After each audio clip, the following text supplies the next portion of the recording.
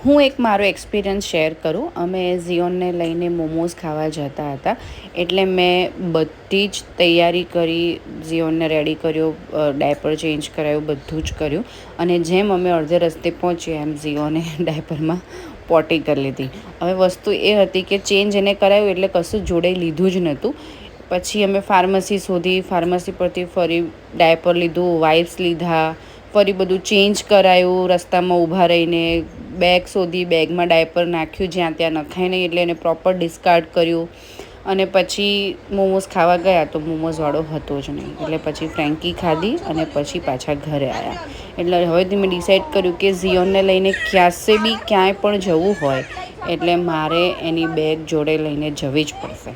તો તમે પણ ધ્યાન રાખજો, કદાચ તમારે ક્યાંય કશે જવું હોય તો એની પ્રિપરેશન તમારા બેબીની કરીને જ જવાની, એને બધું જોડે લઈને જ જવાનું. ને તો આપણે આવી રીતે રસ્તા પર ફાંફા મારવા પડે, ટાઈમ આપણો વેસ્ટ થાય અને જે કરવું હોય એ કરાય નહીં.